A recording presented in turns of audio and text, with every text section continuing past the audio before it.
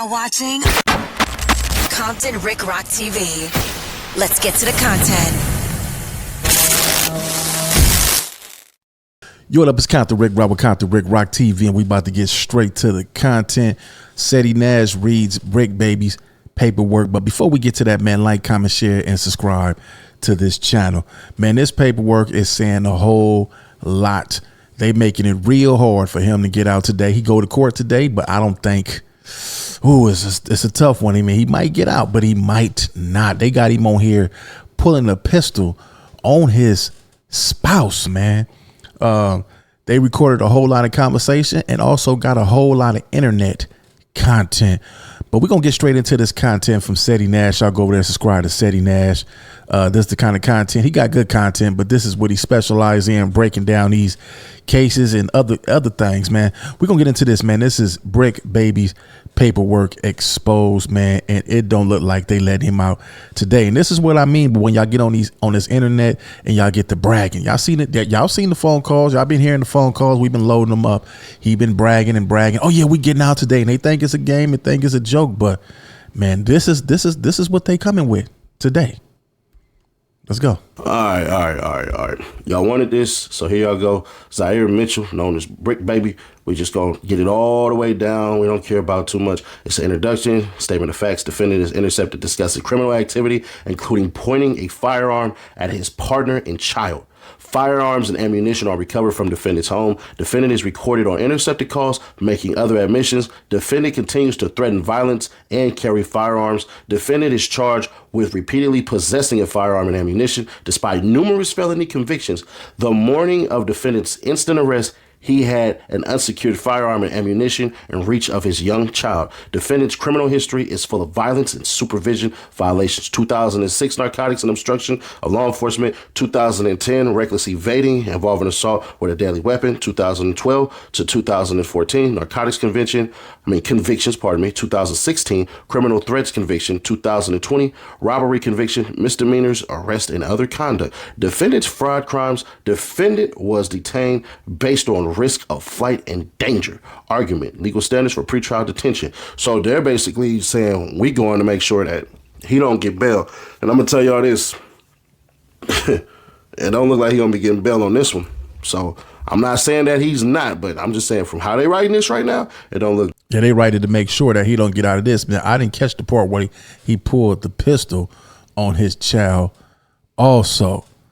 This is all the stuff that they got on recorded phone calls. This is stuff that they got with him on the internet. They making it real hard for him to get out today, man. When they got you, they got you. And I don't think they're going to I honestly don't think they're going to let him out for the simple fact they need him to sweat a little more. They need to prosecute who they came to prosecute.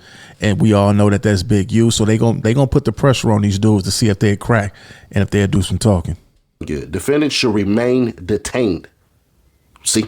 Right there. Nature and circumstances of the offenses, weight of the evidence, history and characteristics of defendant, nature. And that's why I always tell y'all, bro. I always say that. Man, there's some characteristics, bro. Yeah, man. Nature and seriousness of the danger posed by defendant's release. Defendant's proposed property bond is insufficient. Conclusion. Alrighty. So, table of authorities. We're not going to do all that. We're just going to get straight into it. Defendant Zaire Mitchell, defendant, asked this court to be released pending trial, arguing that a secure property bond is sufficient to reasonably assure his appearance and the safety of any other person or the community. To the contrary, defendant's criminal history shows a dedication to crime and recidivism, no matter what the consequences. Moreover, his conduct during the investigation in this case shows the same dedication to a life of crime and an ability to comply with the rule of law. The indictment first alleges that defendant in shooting at individuals possessed ammunition expelled from a firearm on January 12, 2022. So they said he shot at somebody in 2022. Then on June 21st, 2023, defendant was captured on an intercepted call arguing with his significant other, and when she repeatedly recounted that defendant had pointed a gun at her while she was holding his infant child. Execution of a search warrant at defendant's home followed, and 3 firearms, including an AK-47 style. Wait. We're going to get back to that. But he pulled the pistol on his woman and child. No wonder why when we heard that tape with Loose Cannon's wife and Brick Baby's wife on the phone. Brick Baby wife didn't sound like she was too concerned. I caught that out, and other people that did reactions to the video caught it out as well. She didn't seem like she was too concerned. She didn't seem like, it seemed like she really didn't care. It was like, oh well, this is what he's used to. I'm used to doing this with him. So it seemed like she didn't care, and now it's making more sense to why she had that demeanor when we heard her on those phone calls. Gun and over 125 rounds of ammunition were found. After law enforcement seized those weapons and arrested defendant, he continued undeterred. In March 2024, defendant erupted at his place of employment, threatening individuals in the room and online with death, fighting security, and later admitting to possessing a firearm during that incident. Throughout 2024, defendant made claims online of murdering people and threatening. Y'all know what he's talking about. Okay, let's break this down. Y'all remember on No Jumper when he was going back, said, I got more skulls than you. Y'all remember that? And then they talking about the incident with DW Flame when they got down in the room when his brother had him hemmed up. They got that whole recording from the No Jumper incident, and he was bragging about, I had my pistol on me that day. All this stuff is in this paperwork that we reading, and they getting all this off of phone calls, and they getting all this off the internet. Threatening to do the same to others. Then, on March 18, 2025, the day before his arrest in this case, defendant went on a live video podcast with someone whom he had previously threatened to kill. During the podcast, sitting across from that person, defendant brandished a firearm in his waistband. Defendant was arrested Now, that's the interview that we seen the day before they went to jail when he did like this and reached up. He reached up and showed that pistol. See, they watching all this stuff. They watching all this stuff that's on the internet, and this is what they using to keep him in jail. Following day, an unsecured firearm with multiple magazines of live ammunition matching that seen in defendant's waistband on the podcast were found where defendant was staying with his young child. All of the above conduct occurred after years of violent crimes, firearm possession, evading charges, and troubling conduct disseminated throughout the internet. Defendant's lengthy periods of incarceration and supervision have not deterred him from continuing to commit dangerous crimes. There is no reason to believe this arrest will be any different, and the safety of the public demands that defendant remain detained. Bruh, you gotta be kidding me. Statement of facts. Defendant is intercepted discussing criminal activity, including pointing a firearm at his partner and child. In the first several months of 2023, defendant was intercepted on multiple court-authorized Title III wiretaps, both on his phone and his associate's phone. On multiple calls, defendant discussed criminal activity. Throughout March 2023, defendant discussed how the mother of one of his children accused him of pointing a gun at her, and defendant claimed it was a lie. But on June 20th, 2023, a second person accused defendant of the same conduct. That day, defendant's significant other, KC, stated, "You pulled a gun out on me with your daughter. You pulled a gun out on me in front of your fucking daughter. You pointed a gun at me with your bitch ass." Defendant responded, "I don't give a fuck, nigga. I don't give a fuck, bitch, ever since I've been with you." The following day, defendant argued with Casey again about her picking up her daughter, ordering her to take the fucking baby outside. "You stupid bitch. You sit in the house all day. You dumb asshole." Casey told defendant she could not walk or drive because defendant fucked up her leg and that he was the one who hit on people. Defendant responded, "Man, I was 6 out. Shut the fuck up, bitch. I just told you, nigga. You keep playing with it." Wow. Woo. This is deep when they make you out to be the monster. This is what they doing, man. And this is all off the phone. All this is off the phone. Wow. Nigga, you just want to see a nigga. Defendant told Casey, y'all know how to do my Brick Baby voice. I can't do it like point and shoot though. To leave and said that they were done. On the same day, Casey again stated, "It was so fucked up that you can't even apologize for the shit that you do. You never apologize for treating me bad, pulling a gun out on me like this shit is cool for you. But you want me to go do shit for you? You talking about you don't want me? Shit you got going on, but you gonna pull a gun out on me and my child though, right?" Defendant responded, "I was 6 out, yeah. I don't give a fuck, bitch. I don't give a fuck. I don't. I was 6 out crip, nigga." Firearms and ammunition are recovered from defendant's home. Following the above mentioned calls, law enforcement obtained search warrants for defendant's home, car, and person. Inside his home, law enforcement found 3 firearms and ammunition listed in count 2 of the indictment. a .380 caliber pistol, a 9mm caliber pistol, and a 5.56 by 45 caliber assault rifle style firearm, and over 125 rounds of ammunition. Defendant tried to drop some of the firearms and ammunition from his balcony into the courtyard of his apartment complex, just as he previously stated that he would on another intercepted call. God damn, Brick. Wow. Defendant is recorded on intercepted calls making other admissions. Throughout the remaining period of wiretaps, defendant made countless assertions or threats pertaining to violent conduct and weapon possession. For example, on February 20th, 2023, defendant stated that he did not respect the elders in the gang and would pop anyone on 6 out. On March 6, 2023, defendant was on the phone with his mother, the proposed surety here, and found the mother of his child outside his house. He told his mother that the mother of his child was in gangland and wanted to expire early. Defendant asked the mother of his child if she wanted to die in front of her son. I was 6 out, as defendant's mother screamed at him to stop because he may be being recorded. Mama knows best, man. Ooh. On March 6, 2023, defendant told KC that the police were acting stupid, that he was tired of doing what they told him to do, and that he was ready to shoot the mother of his child.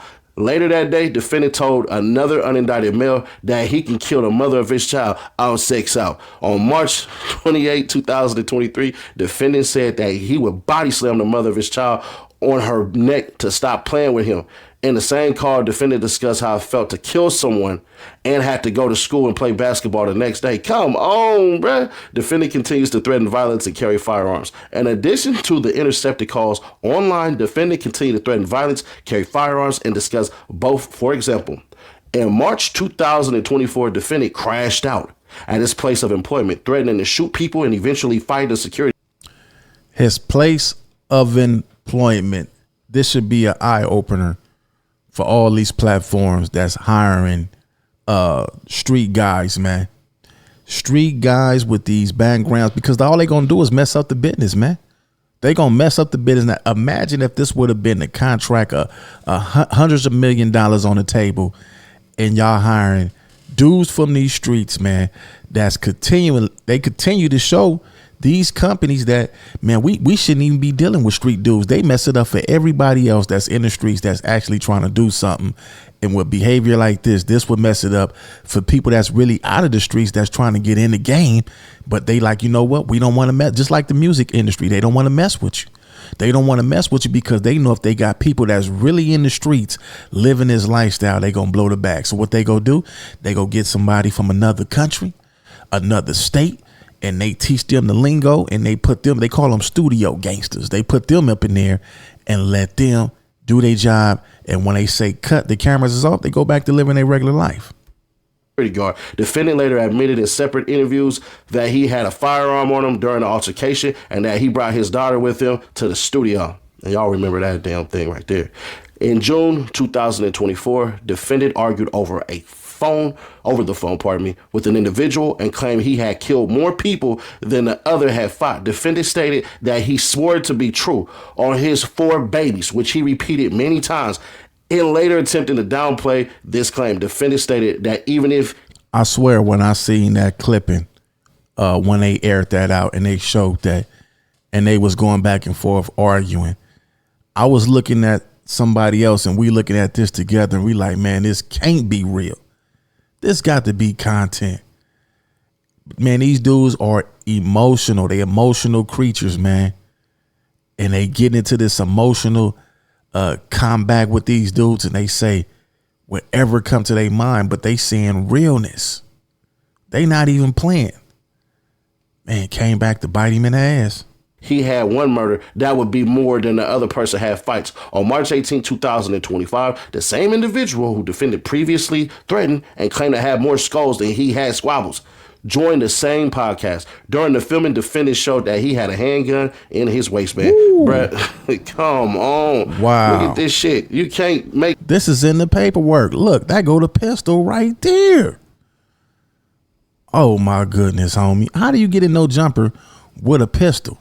Because the security search everybody when you go up in there. So how the hell did he even get in there with his strap?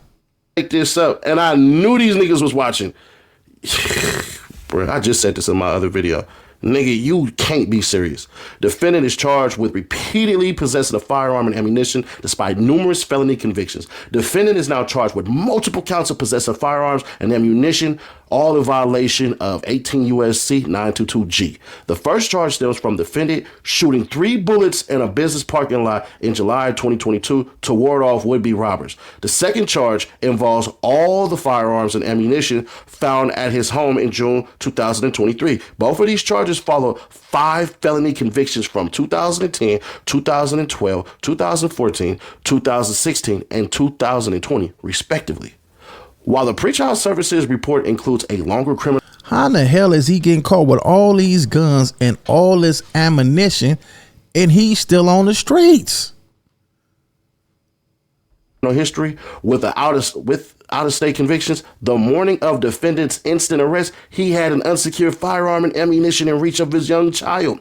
On March 19, 2025, law enforcement arrested defendant on the felon in possession charges in the indictment at his residence in Gardena, California, with his significant other and young child. Agents found a Glock 26 firearm and a 17-round Glock magazine with 16 rounds of 9mm ammunition, as well as another magazine and 16 rounds of 9mm ammunition. Defendant kept all of that. This is crazy, homie. Now, I didn't know he get caught with all this, all the AK-47, all these guns, all these rounds of ammunition, and he's still in jail right now, happy as hell. He's talking as if none of this stuff never happened. How is he out of jail? That unsecured, despite residing with his significant other and child he had already threatened with a firearm before. Despite being arrested with all the firearms and ammunition at his residence in June 2023, despite his many felony convictions prohibiting him from possessing firearms or ammunition, and despite California Penal Code 32310 prohibiting possession of large capacity magazines, i.e. those holding more than 10 rounds, defendant's criminal history is full of violence and supervision violations. As shown in the pretrial services report and the indictment itself, defendant's multiple firearm and ammunition possession charges in this case are far from defendant's first crimes. 2006 narcotics and obstruction of law enforcement. Almost 20 years ago, defendant earned his first felony from a narcotics distribution conviction, while he was also charged with willful obstruction of law enforcement officers by use of threats or violence. He was sentenced to 10 years probation and given a second chance with community service and schooling conditions. 2010. So understand that. So that's 4 years afterwards, right?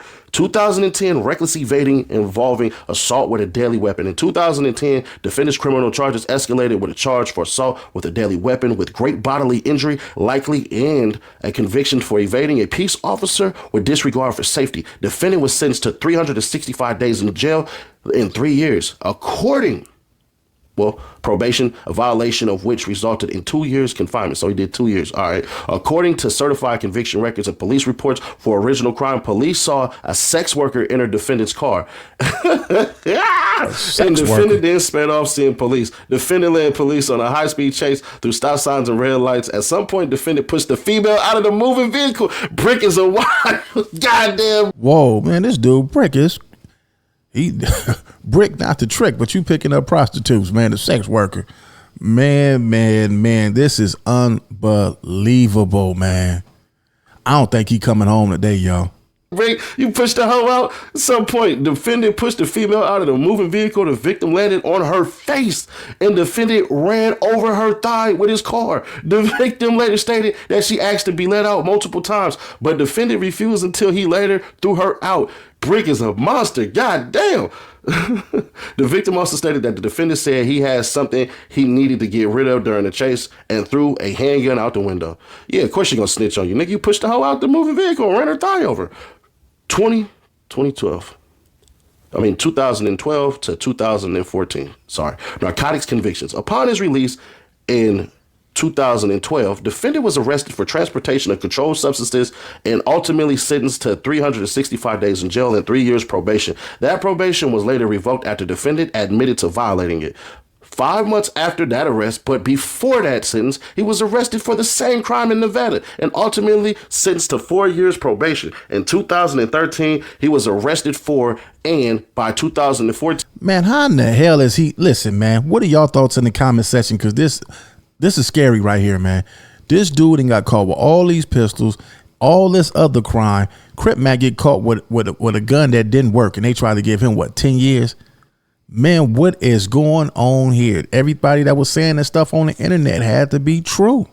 Convicted of possession of a controlled substance. Defendant later received misdemeanor relief for that conviction, but he thereafter violated his probation. 2016 criminal threats conviction. On August 2nd, 2016, defendant was convicted of criminal threats and sentenced to 2 years in state prison, although he was given yet another opportunity with a suspension, of the execution of the sentence and 3 years formal probation. He violated that probation multiple times, even receiving a no bail bench warrant for his failure to appear for a violation hearing. 2020 robbery conviction. On October 7, 2020, defendant was convicted of robbery and sentenced to 6 years imprisonment. This arrest also featured a high-speed chase and barricade incident that defendant glamorized in his music. Come on, bro. BRICC Baby, Life Behind the Gates official video, one take down. So this is them showing you that music video. Misdemeanors, arrest, and other conduct. As a juvenile, defendant was charged with carrying a concealed weapon, robbery, and minor in a possession of a weapon. He has further arrests for narcotic sales, many failures to appear in multiple states, obstruction, multiple felon in possession charges, false statements, flight, assault with a deadly weapon, multiple fugitive from justice warrants, inflicting corporal injury on spouse, criminal threats, and multiple robberies. Defendant also has misdemeanor convictions and an infraction involving arrest for taking a vehicle without consent, driving on a suspended license, and domestic violence. Wow. Defendant's crimes do not pertain only to violence and weapon possession. Defendant is currently under investigation for fraudulently applying for FEMA benefits by claiming to be a renter of a property in Pasadena, California, destroyed in the Eaton fire in January 2020. Moreover, wait, and all y'all was passing around that information trying to get that money from that fire. Y'all crazy, man. Listen, man, this is Seti Nash. Y'all could go over there to Seti Nash channel. Let's go over here and give you guys a better look at his channel. We're gonna go over here right now. This is Seti Nash. Y'all go over there and subscribe to Seti Nash channel. He got some good stuff over there.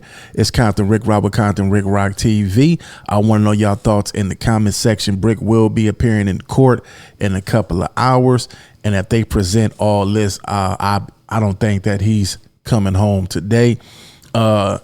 Yeah, he might be over there working, man. It's plain to see that with all this that they talking about in this paperwork. It's all bad. It's Compton Rick Robert, Compton Rick Rock TV. Leave y'all thoughts in the comment section. I'll catch y'all on the next one. Like, comment, share, and subscribe to the channel, Compton Rick Rock TV. Also, hit that notification bell and catch every video when I drop it.